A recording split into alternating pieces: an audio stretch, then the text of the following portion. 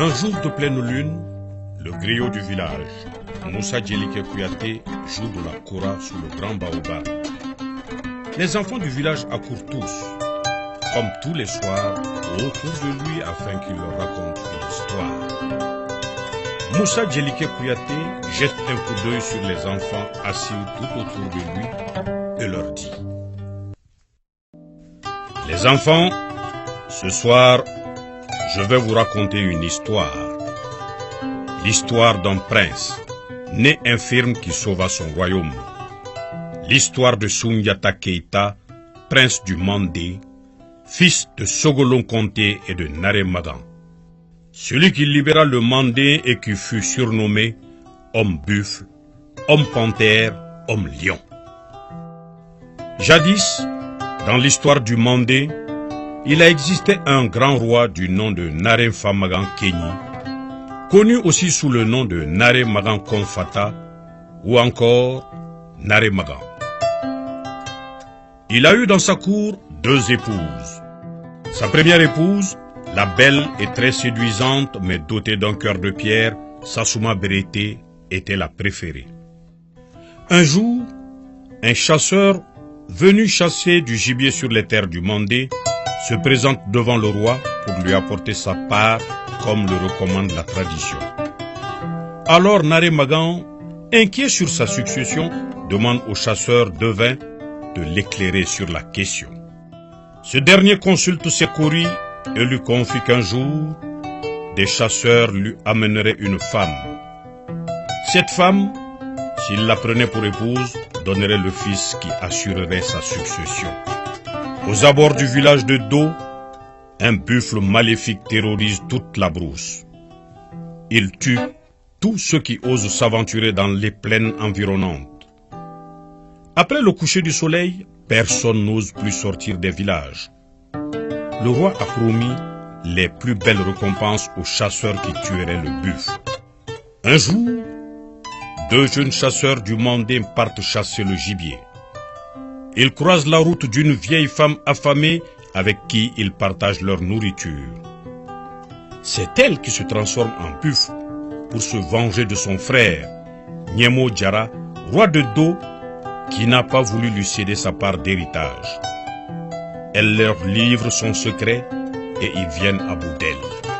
Avant de les laisser partir, elle leur fait promettre de choisir la plus vilaine et la plus laide de toutes les filles de Do pour récompense.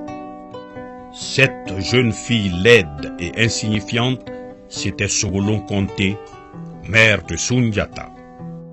Les 2 frères jurèrent de tenir promesse et s'en allèrent vers le nord en direction de la plaine de Do.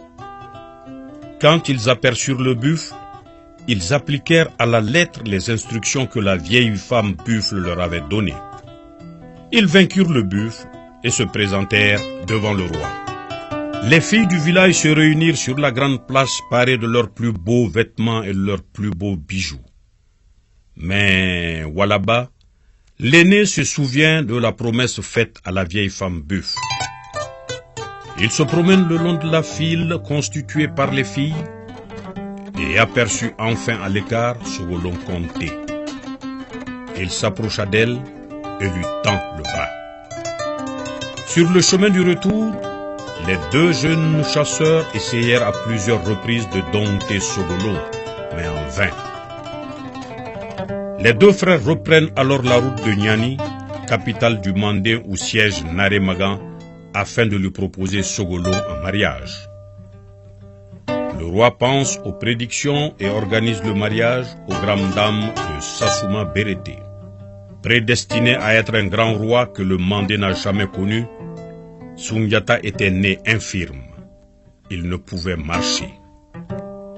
Mais le roi Naré Magan vient à mourir sans voir son fils Soundiata marcher. À sa mort, c'est Dankarantouma, fils de Sassouma Bérété, qui monte sur le trône. C'est le début d'une période d'injustice et d'oppression pour Soundiata et sa mère Sogolon. Un jour, manquant de condiments, Sogolon s'en alla demander à sa coépouse de lui donner quelques feuilles de baobab pour préparer son repas. L'impitoyable Sassuma refuse et l'humilie devant toute la cour. Alors Sundiata, voyant sa mère humiliée en pleurs, décide de marcher. Il demande à son griot attitré, Bala Fasike Kouyaté, que lui a adjoint son défunt père, de lui apporter une canne pour l'aider à se lever.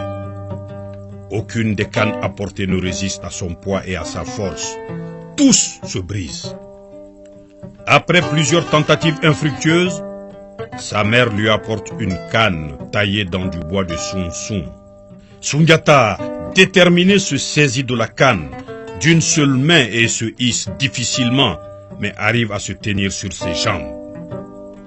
Il met alors un pied devant l'autre. Un pas suit un autre pas, et sans prononcer un mot, il va arracher un baobab entier pour venir le planter devant la cour de sa mère Sogolon. Sundiata vient de montrer son nouveau visage au Mandé. Désormais, il ne subira plus. Un homme fort est né. Son initiation commence par la circoncision. Ensuite, il est admis dans la communauté des Donso, chasseurs mystiques du Mandé. Il s'initie au secret de la sorcellerie et de la magie et devient Simbon ou maître chasseur. Il devient de plus en plus fort. Il va d'exploit en exploit. Le peuple commence à se rappeler la prédiction des sorciers du vivant de son père. Un jour, pendant sa partie de chasse, Sundiata rencontre une jeune fille du nom de Finta. Il lui sauve la vie en tuant le lion qui s'apprêtait à la dévorer. Les deux lient une amitié et cultivent un amour réciproque. Son demi-frère Dankarantouma, craignant une convoitise de son trône par Sundiata, va entrer en alliance avec le roi des Soso, le très puissant et impitoyable Soumangurung Kanté, qui gardait un œil sur l'or du Mandé. Pour consolider cette alliance, Dankarantouma donne sa sœur, la belle et séduisante Nana Triban, en mariage à Soumangurung Kanté, roi des Soso. Il l'envoie en compagnie de Bala Faseke, griot attitré de Sundiata. Quand Sundiata apprend la nouvelle, il est fou de rage. Il s'ensuit une discussion très virulente entre les deux frères. Sundiata traite Dankarantouma de traître et de vendu. À la suite de cette altercation, Sundiata quitte le Mandé avec ceux qu'il pense être les plus proches de lui. Sa mère Sogolon, ses frères Nambukari, Mandemori et sa sœur Sogolon Kanko. Il promet au Mandé de revenir afin de rendre le pays au vrai fils du Mandé. L'exil les conduira de pays en pays, car personne ne veut les garder assez longtemps pour ne pas s'attirer la rage du roi Dankarantouma ou de son allié Soumangurung. Ils sont accueillis à Mema comme des héros pour y avoir sauvé la vie de l'unique héritier du trône du nom de Kamalin Kende. Ils s'établissent finalement à Mema, au nord de l'actuel Ségou. L'intrépide et impitoyable Soumangurung. Pendant ce temps, Soumangurung, fort de ses pouvoirs magiques et grand sorcier, chasseur lui aussi, ambitionne de reconquérir tout l'empire du Ghana. Sa soif de puissance le guide ensuite à la conquête du royaume de son allié et beau-frère, car il convoite l'or du Mandé. En annexant le Mandé, il s'approprie l'objet de sa convoitise, l'or. En un peu plus de 30 années de règne, personne n'ose l'affronter, jusqu'au jour où le Mandé envoie des émissaires à Sundiata. Son demi-frère Dankarantouma a fui le royaume sous la pression de Soumangurung Kanté, son beau-frère et allié de jadis. Lors de l'invasion des Soso, sa sœur s'enfuit pour Mema en compagnie de Finta, sa bien-aimée.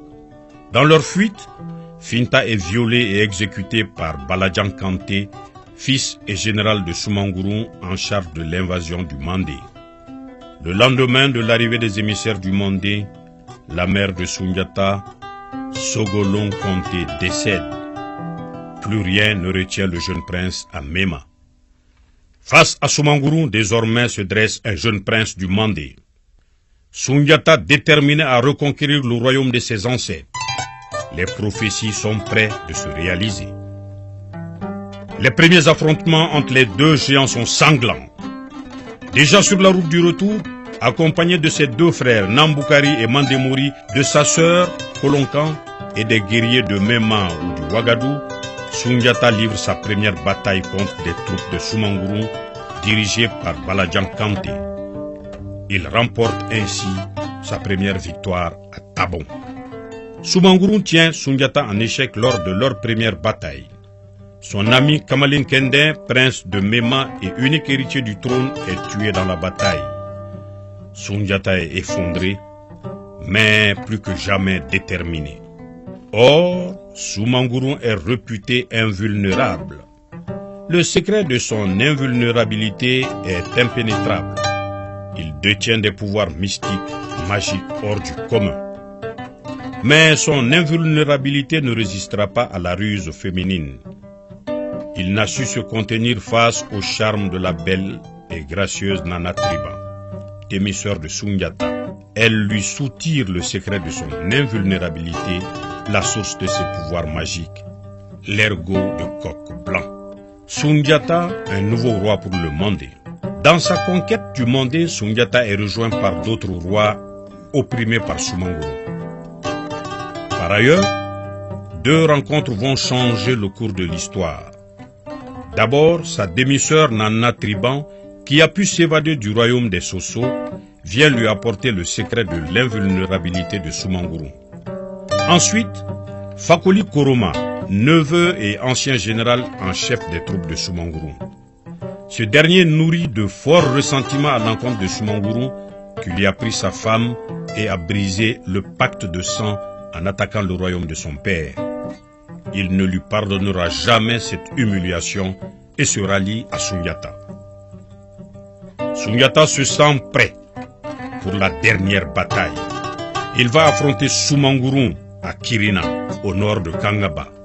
Le dernier combat entre les deux géants est pour bientôt. En pleine bataille, Soundiata blesse Soumangouroum avec une flèche portant à son bout un ergot de coq blanc. Soumangouroum, sentant ses pouvoirs l'abandonner, prend la fuite. Il est aussitôt pris en chasse par Soundiata et Fakoli. C'est le début d'une grande légende. Certains disent qu'il s'est transformé en ouragan durant sa fuite. D'autres affirment qu'il s'est changé en une statue de pierre. La plus répandue raconte qu'il s'est changé en un énorme oiseau noir aux abords des collines de Koulikoro. Les 12 rois qui se sont alliés à lui pour combattre Soumangouroum lui prêtent tous allégeance. Soundiata devient ainsi le roi incontesté de l'empire du Mandé.